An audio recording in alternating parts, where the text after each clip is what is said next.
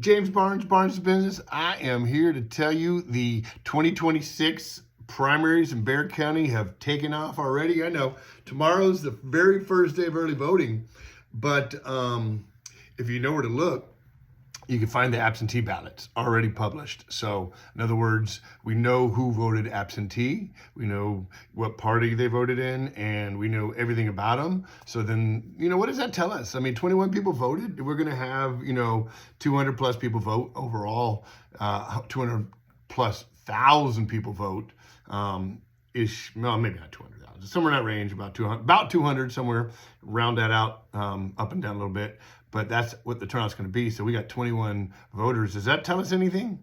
What does this all mean? So I love the numbers, and I'll tell you, there's not one piece of data that doesn't tell a story. It might be the smallest of stories, but it's that first story that drives us in a direction or understanding what's happening. And also, if we have history, we could look at it and say, okay, does the distribution look correct? Is it about what do you expect? I mean, what's happening here? Something out of order, blah, blah, blah, so forth and so on. So even though we have just 21 voters, let's talk about it. Let's start with the beginning. Let's take a look at all these 8 Republican voters I have right here posted, and what is the story here?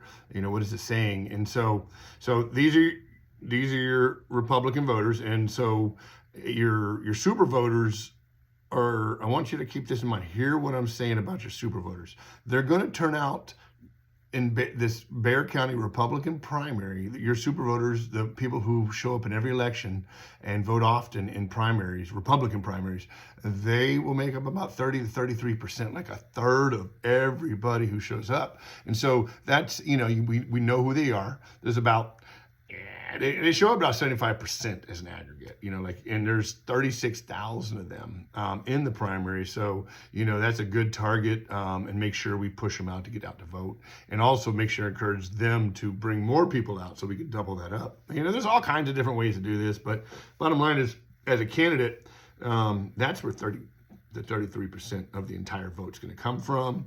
Then the next group, and they vote about 75%. And so there's a lot of story in this.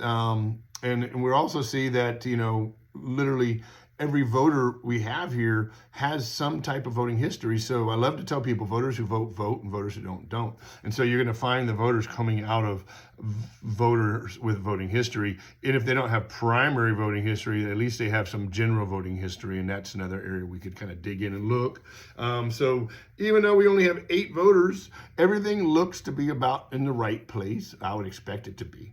The distribution, and it's gonna change a lot. We're gonna have 100,000 voters, but it's starting off right, because every single one of these voters have voting history, and that's what I would expect. And so if it didn't look like that, it was like completely opposite, I'd be, wait a second, what's going on here? You know what I mean? So I know, even though there's just 8 voters, that we're on track, and if that's how we do this. To knowledge is power. Somebody just sent me an email on that one.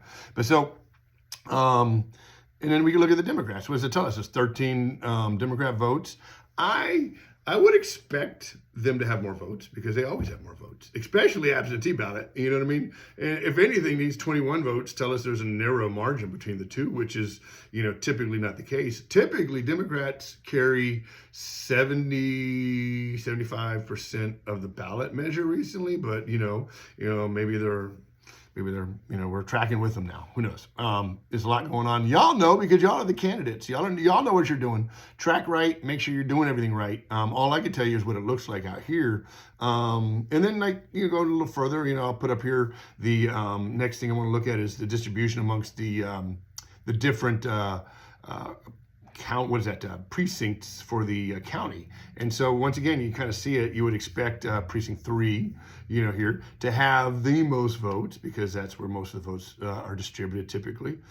So this, once again, even though we only have a few votes, it's all distributed correctly. So it tells me, okay, even though we only have a few, and then tomorrow is going to look the same somewhat, except for more people and more things. And so it's not complicated. And then I put the House districts, and once again, there's just a seed distribution. And that's for you and for your joy, because if you like data like I do, it's interesting.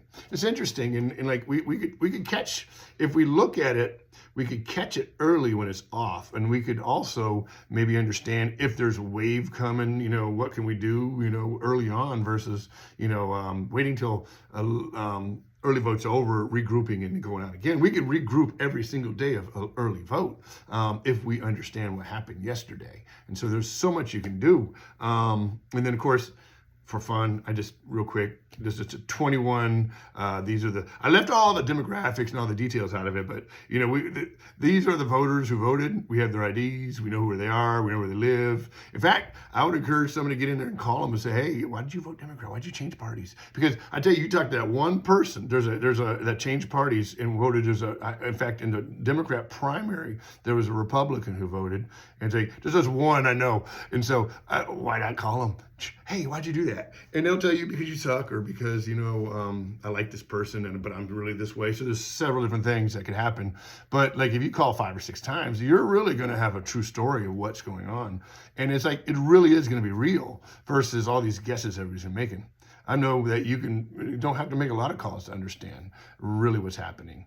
So as you track votes, you could also, follow up calls to people who voted, to kind of get an exit polling. There's so much people can do. I'm not going to tell you to do it all. I'm just saying there are ways to do this and understand where you're at. But first, you also have to have a plan before you get into it. You can't just kind of jump in the last second. And then, of course, the last thing I have on here are just the days of the elections. I just want to make sure I told you all that. And I want to give some practical advice for all the candidates and anybody interested in getting involved. This is now the time to be at the polls.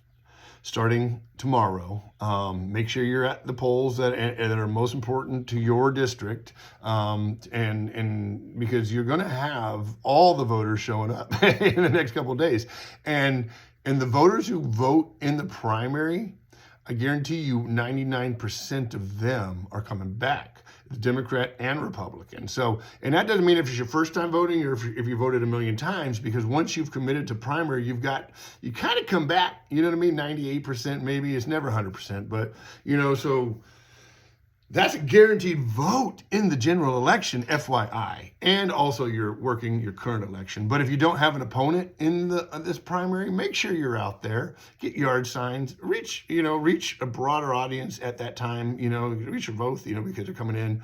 You don't just have to target Republicans, in fact, it'd be fun if you didn't have an opponent, just stand out there and talk to Democrats, you know what I mean? And encourage them to vote Republican. Maybe you don't even encourage them, do whatever, I don't know. Every candidate can do something different. However you want to sell it.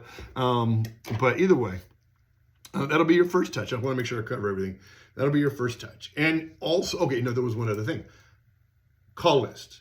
There is waves of energy at the polls. There's going to be lulls. There's going to be highs. And in the lulls, you don't sit around and just chat. What you do is you have call lists. If you're needing to call donors, call donors. If you're needing to call voters, call voters. You got to know who you're calling to get out to vote. And so, on that said, make sure you have a call list when you go out too. So I'm going to leave you with that. That's what I've got today. We've got an opportunity to make things different if we do things different. If we don't do anything different, it's going to be the same. So I would love to see these numbers shift or protect or anything that we can, but it's up to us to go do it. So I hope you hear this message. I hope you tell people to get out and vote. I hope you take maybe somebody who's never voted and bring them. If each one of us did that, we would double the vote. Obviously, that's it'd be wonderful, but it's not going to happen. But if you could do it, that's all that matters. And if I can do it, that's all that matters. And so let's go do that. And, Barnes Business will be looking at this throughout the primary, and we'll see what happens. God bless everybody.